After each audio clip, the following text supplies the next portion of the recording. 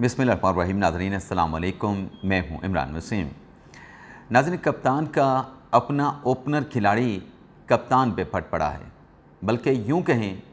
कि कप्तान के खिलाड़ी ने इमरान खान पे लंका ढा दी है। अब ये क्या मामला है, एक तो इसकी डिटेल आप नाज़रीन के साथ हम शेयर करेंगे। इसके अलावा नाज़रीन, जो इलेक्शन कमीशन की मखसूस नशिस्तों के फ़ैसले के ख़िलाफ़ जो नज़रसानी की दरख्वास्त है, उस नज़रसानी की दरख्वास्त पर बेंच की तश्कील, चीफ जस्टिस काजी फ़ाइज़ सरबराही में प्रैक्टिस प्रोसीजर कमेटी का इजलास, गैर मशरूत माफ़ी और इमरान खान की मखसूस नशिस्तों की इस्तदा को मुस्तरद कर दिया गया। इसके अलावा भी कुछ अहम ख़बरें हैं जिनकी डिटेल ब्लॉग में आप नाज़रीन के साथ हम शेयर करने जा रहे हैं। लेकिन प्रोग्राम का आगाज़ करने से पहले आप देखने वालों से चैनल सब्सक्रिप्शन की दरख्वास्त करेंगे कि अगर अभी तक आपकी तरफ से चैनल को सब्सक्राइब नहीं किया गया तो आपसे दरख्वास्त होगी कि चैनल को सब्सक्राइब कर लें, बेल आइकॉन का बटन प्रेस करें और अगर आपको हमारी वीडियो पसंद आती है तो इसे लाइक भी करें और शेयर भी करें। तो पहली ख़बर जिससे अपने व्लॉग का आगाज़ करेंगे, इलेक्शन तरमीमी बिल जो कौमी असम्बली से पास करवाया गया और फिर उसी रोज़ उस बिल को जो है वो सेनेट असम्बली से भी पास करवा लिया गया। इस बिल की अप्रूवल के बाद हतमी मंजूरी के लिए, सिग्नेचर के लिए जो मामला है वो सदर पाकिस्तान आसिफ अली जरदारी साहब को भिजवाया गया। तो आज सदर ममलिकत आसिफ अली जरदारी ने इस बिल पे दस्तखत कर दी हैं और इस बिल पर दस्तखत होने से पहले ये एक मुजवज़ा कानून था, लेकिन जैसे सदर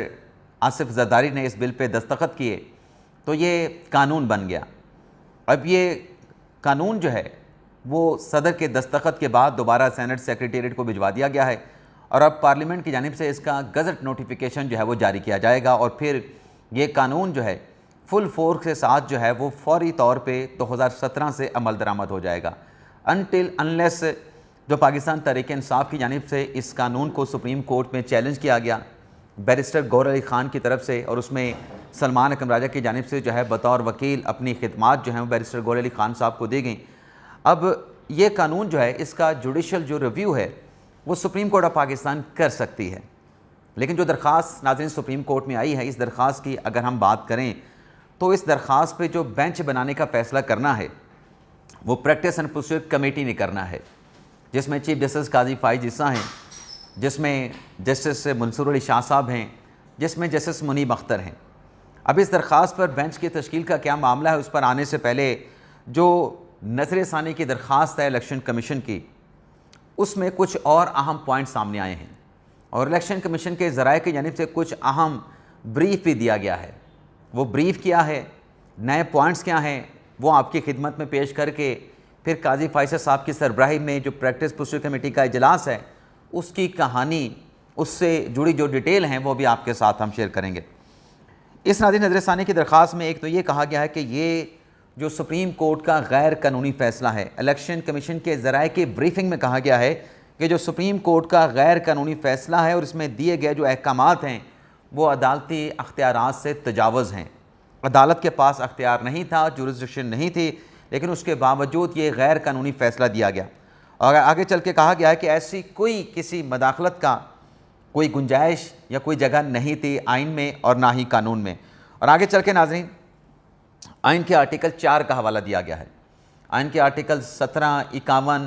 63, 63A, सेक्शन 106 का हवाला इलेक्शन कमीशन की नज़रसानी की दरख्वास्त में दिया गया था कि ये आपने कॉन्स्टिट्यूशन को री-राइट कर दिया है ये 12 जुलाई का फ़ैसला देके। लेकिन आर्टिकल 4 का भी हवाला दिया गया जिसमें यह कहा गया है, पहले मैं इंग्लिश पढ़ देता हूँ, no person shall be compel to do that, किसी भी शख्स को वो करने के लिए मजबूर नहीं किया जाएगा which the law doesn't required him to do so, जिसके जो कानून उसको करने की इजाज़त नहीं देता या कानून जिस बात का तकाजा नहीं करता। तो इलेक्शन कमीशन ये कहता है कि किसी शख्स को जब आप वो काम करने पे मजबूर नहीं कर सकते जो कानून जिस बात की इजाज़त नहीं देता है, तो अदालत का जो 12 जुलाई का फ़ैसला है उसमें आइन के इस आर्टिकल को भी सरीहन मुकम्मल तौर पे जो है वो नज़रअंदाज कर दिया गया है और इस फ़ैसले के ज़रिए सियासी जमात में शमूलियत की तब्दीली का जो है एक रास्ता मुहैया किया गया उन अरकान को जो सुन्नी इत्तेहाद कौंसिल में शामिल हो चुके थे। और मज़ीद कहा गया है इलेक्शन कमीशन के ज़राए की ब्रीफिंग में कि ये जो रीसेट किया गया है आज़ाद 80 अरकान को 39 और 41 में, ये रीसेट करके सुप्रीम कोर्ट ने अपने फैसले से फ्लोर क्रॉसिंग, बदअनवानी का रास्ता खोल दिया है। PTI अपने इंट्रा पार्टी इंतखाबात कराने में नाकाम रही, जिसकी वजह से उसका एग्जीक्यूटिव स्ट्रक्चर जो है पार्टी का वो मौजूद नहीं, और पार्टी टिकट और जो उसका सर्टिफिकेट है वो जारी करने का किसी मजाज अथॉरिटी के पास कोई अख्तियार ही नहीं। यानी दिसंबर 2023 में जब ये नॉमिनेशन पेपर जमा हुए और फहरिस्तें जमा हुई तो ये भी उस वक्त उनके पास अख्तियार नहीं था। और अब जो आज़ाद अरकान अपनी वाबस्तगी दे रहे हैं, उनकी वाबस्तगी को कन्फर्म करने का स्ट्रक्चर भी मौजूद नहीं, मजाज अथॉरिटी मौजूद नहीं। तो ये नाज़रीन कुछ अहम पॉइंट्स और सामने आए थे, मैंने कहा चलें ये भी आपके साथ शेयर कर लें। अब आ जाते हैं नाज़रीन जो दो मुख्तलिफ दरख्वास्तें, एक तहरीक इंसाफ की जो इलेक्शन तरमीमी एक्ट को चैलेंज किया गया है, दूसरी इलेक्शन कमीशन की नज़रसानी की दरख्वास्त। इससे पहले जो नून लीग और पाकिस्तान पीपल्स पार्टी की नज़रसानी की दरख्वास्त आई थी, सबसे पहले तो नून लीग की आई थी, हुकूमती जमात की, जिसे प्रैक्टिस एंड प्रोसीजर कमेटी में लाया गया, लेकिन उस दरख्वास्त को जो है वो समाअत के लिए फ़िक्स नहीं किया गया, बल्कि ये कहा गया कि चूँकि जो जजेज़ हैं फ़ैसला देने वाले, उन्होंने अपनी तफसीली फ़ैसला भी नहीं लिखा और वो छुट्टियों पे चले गए हैं, दस्तयाब नहीं हैं। वैसे नाज़रीन जैसे अतर मिनल्ला साहब की वापसी हो चुकी है अमेरिका से, और वो जस्टिस मंसूर शाह साहब के साथ बेंच में बैठ के मुकदमात की आजकल समाअत भी कर रहे हैं। तो उसमें कहा गया था प्रैक्टिस प्रोसीजर कमेटी के इजलास में कि जजेस जब दस्तयाब होंगे समर वेकेशन के बाद, फिर इन नज़रसानी की दरख्वास्तों को समाअत के लिए फ़िक्स करेंगे, और इस दौरान जो तफसीली फ़ैसला है 12 जुलाई के मुख्तसर फ़ैसले के बाद जो तफसीली फ़ैसला है वो भी जारी हो चुका होगा। अब नाज़रीन ये जो नई नज़रसानी की दरख्वास्त अब इलेक्शन कमीशन लेके आया है वो भी कमेटी के सामने नहीं गई, जो पीपल्स पार्टी लेके आई वो भी कमेटी के सामने नहीं गई, क्योंकि ऑलरेडी फ़ैसला हो चुका है कि गर्मियों की तातीलात के बाद इसका फ़ैसला होगा। और दूसरी जो अब नज़रसानी इलेक्शन कमीशन लेके आया है, ये भी देखना होगा कि क्या ये कमेटी के सामने पुट होगी। अब कमेटी के अगर हम इजलास की बात करें जिसकी सरबराही chief justice of Pakistan justice Qazi Faez Isa करते हैं, आखिरी इजलास ग़ालिबन 1 अगस्त को हुआ था। 1 अगस्त को प्रैक्टिस एंड प्रोसीजर कमेटी का इजलास हुआ था, जिसमें ये अरशद शरीफ कत्ल के हवाले से और एपलेट बेंच के हवाले से और बाकी बेंचेस जो है वो तश्कील दिए गए थे। अब इस कमेटी के इजलास में आदमी पहले तो एक सवाल ये आ रहा है कि क्या ये जो नज़रसानी की दरख्वास्त आई है ये कितने रुकनी बेंच सुनेगा। जो फ़ैसला देने वाले जजेज़ हैं 8 जजेस जो अक्सरियत फ़ैसले वाले हैं, क्या सिर्फ यही जजेस सुनेंगे या 13 के 13 जजेस बैठेंगे। तो नाज़रीन खबर मैं चलें आपको दे देता हूँ कि नज़रसानी की दरख्वास्तों पर वही बेंच बनेगा 13 रुकनी जिसने ये मुकम्मल तौर पर फ़ैसला दिया। उसमें कुछ जजेस का इख्तलाफ है, कुछ ज़्यादा जजेस जो है वो अक्सरियत में हैं, तो 13 रुकनी जजेस के सामने ही ये नज़रसानी की दरख्वास्त लगेगी, चाहे इलेक्शन कमीशन की है, चाहे वो पीपल्स पार्टी की है, चाहे वो नून लीग की है। अब लगनी कब है? अब अगला जो प्रैक्टिस एंड प्रोसीजर कमेटी का नाज़रीन इजलास होने जा रहा है वो आज नहीं होने जा रहा। आज प्रैक्टिस एंड प्रोसीजर कमेटी का इजलास नहीं होने जा रहा है, ये हमने ज़राए से कन्फर्म कर लिया, क्योंकि इस बात का इम्कान हो सकता था कि जो इलेक्शन कमीशन की नज़रसानी की दरख्वास्त है, आज अगर कमेटी का इजलास होता तो हो सकता है कि उसमें एक आइनी इदारे की नज़रसानी आई है, उसको वहाँ पे पुट करके उस पर डिस्कशन, उस पर फैसला किया जाता, लेकिन आज इजलास है ही नहीं। अब ये इजलास जो होना है वो 15 दिन के बाद होता है। तो पहला इजलास अगर 1 अगस्त को हुआ है आखिरी इजलास,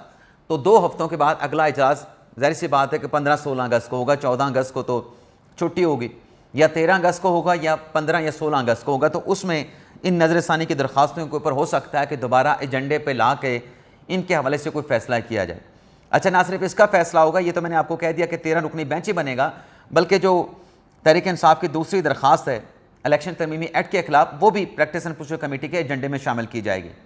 और उसमें आप जानते हैं कि आर्टिकल 184(3) की दरख्वास्त है पाकिस्तान तहरीक इंसाफ की तरफ से, बैरिस्टर गौहर की तरफ से। तो उसमें कानून के मुताबिक जो बेंच बनना है वो इस तरीके से बनेगा कि अगर जो लार्जर बेंच बनता है, क्योंकि उसमें आइन और कानून की तशरीह का मामला है, तो वह या तो 7 रुकनी होगा या 8 रुकनी होगा, ताकि कल को उस 8 या 7 रुकनी बेंच के फैसले के खिलाफ अपील आती है जो कि इस कानून में प्रोवाइड कर दी गई है प्रैक्टिस एंड प्रोसीजर कानून में, तो उसके लिए भी जजेस दस्तयाब हों जो कि ज़्यादा होने चाहिए।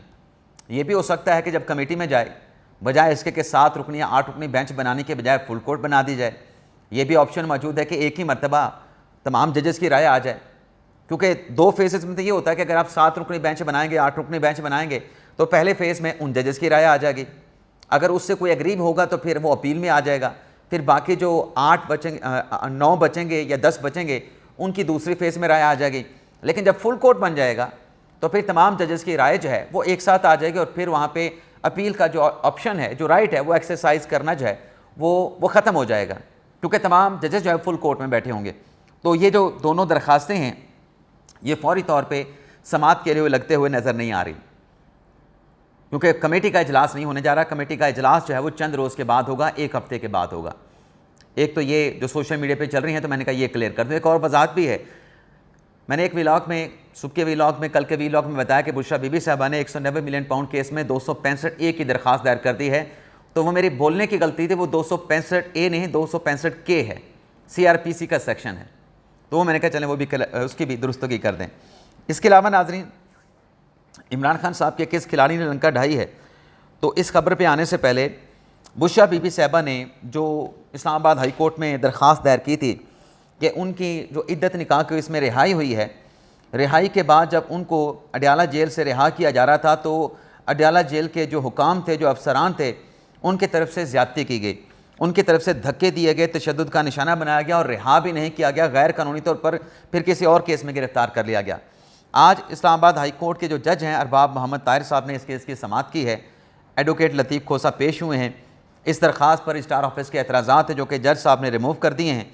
और फिर जज साहब ने एतराज़ात रिमूव करने के बाद 12 अगस्त तक इस केस की समाअत को मुलतवी करते हुए नोटिस जारी कर दिए हैं। जो सेक्रेटरी दाखिला हैं, दाखिला होम डिपार्टमेंट पंजाब है, उनको नोटिस कर दिया है, और IG जेल खाना जात को नोटिस करके जो है इस बाबत जो है वो जवाब तलब किया गया है कि बुशरा बीबी के साथ जो नारवा सलूक किया गया उस पर उनका क्या मौक़िफ़ है। इसके अलावा नाजरीन,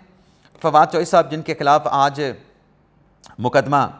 रावलपिंडी की अदालत में ज़ेर समाअत आया, रिश्वत सतानी का ये मुकदमा है जिसमें जज अली नवाज़ भक्कर साहब ने इस केस की समाअत की है। तो जज साहब ने आज इस केस की समाअत के दौरान, चूँकि ये 1 साल पहले का मुकदमा है फवाद चौधरी के खिलाफ, तो जज साहब ने चलान दाखिल ना करने पर प्रोसिक्यूशन डिपार्टमेंट की शदीद सरदनिश की है और 4 सितंबर तक इस केस की समाअत को मुलतवी करते हुए हुक्म दिया है कि आइंदा समाअत तक इस केस का जो चलान है वो अदालत में दाखिल किया जाए। फवाद चौधरी साहब के हवाले से नाज़रीन एक और भी खबर है जिसका मैंने थंबनेल पे जिक्र भी किया है, वो नाज़रीन है कि जो इलेक्शन कमीशन में इमरान खान और फवाद चौधरी के ख़िलाफ़ जो तौहीन इलेक्शन कमीशन केस की जो समाअत हुई, जिस पर इलेक्शन कमीशन के रुकन मेंबर निसार दुरानी के सरबराही में 4 रुकनी बेंच ने इस तौहीन इलेक्शन कमीशन की समाअत की है, जिसमें फवाद चौधरी साहब ने एक मरतबा फिर इलेक्शन कमीशन से इस केस में इलेक्शन कमीशन के तौहीन इलेक्शन कमीशन के केस में दोबारा गैर मशरूत माफ़ी मांग ली है। लेकिन इलेक्शन कमीशन की जानिब से जो अदालत है, जो बेंच है, उसकी तरफ से फवाद चौधरी साहब से ये कहा गया है कि आप तहरीरी तौर पे अपनी माफ़ी जमा करा दें। फैसल चौधरी साहब पेश हुए, फवाद चौधरी साहब पेश हुए, और फवाद चौधरी साहब ने, बल्कि फैसल चौधरी साहब ने कहा कि आपने जो फ़र्ज जुर्म लगाई थी इमरान खान पे और फवाद चौधरी पे, वो फ़र्ज जुर्म की कार्रवाई को आप रिव्यू कर लें। और फवाद चौधरी साहब ने इलेक्शन कमीशन से ये कहा कि इलेक्शन कमीशन अपनी अगर साख बहाल करना चाहता है तो इलेक्शन कमीशन को सख्त एक्शन लेने होंगे। अपने सख्त इक़दामात से, सख्त एक्शन से इलेक्शन कमीशन पब्लिक में अपनी जो साख है उसको बहाल कर सकता है। और साथ में फवाद चौधरी साहब ने इलेक्शन कमीशन से ये भी दरख्वास्त की कि जो सुप्रीम कोर्ट का फ़ैसला मखसूस नशिस्तों के हवाले से 39 अरकान तो आपने PTI के डिक्लेयर कर दिए हैं, लेकिन बाकी जो 41 हैं जिनके एफिडेविट आपके पास आ चुके हैं उन्हें भी आप PTI का डिक्लेयर कर दें, और जो PTI है उसको आप मखसूस नशिस्तें भी दे दें। तो इस तौहीन इलेक्शन कमीशन की समाअत के दौरान जब मखसूस नशिस्तों का मामला फवाद चौधरी साहब ने उठाया तो आगे से इलेक्शन कमीशन के बेंच के मेंबर की तरफ से कहा गया कि ये जो आप बात कर रहे हैं ना सीटें देने का, 41 सीटें देने का तहरीक इंसाफ को और मखसूस नशिस्तें देने का, ये मामला यहाँ पे नहीं है, ये गैर मुतलका है। लेकिन अगर तहरीक इंसाफ की ये सीटें बनी तो तहरीक इंसाफ को दे दी जाएंगी। अब फवाद चौधरी साहब वहाँ पे जाके इन 41 अरकान की बात कर रहे हैं, मखसूस नशिस्तों की बात कर रहे हैं। अगर इलेक्शन कमीशन ने ये मखसूस नशिस्तें देनी होती तो फिर इलेक्शन कमीशन नज़रसानी में क्यों आता? सुप्रीम कोर्ट के 12 जुलाई के फैसले के खिलाफ क्यों नज़रसानी दायर करता? लेकिन बहरहाल फवाद चौधरी साहब ने बात की कि ये मखसूस नशिस्तों 41 अरकान आप आज़ाद जो है PTI के डिक्लेयर कर दें, लेकिन इलेक्शन कमीशन की जानिब से इस इस्तदा को जो है वो रद्द कर दिया गया। इसके अलावा नाज़रीन,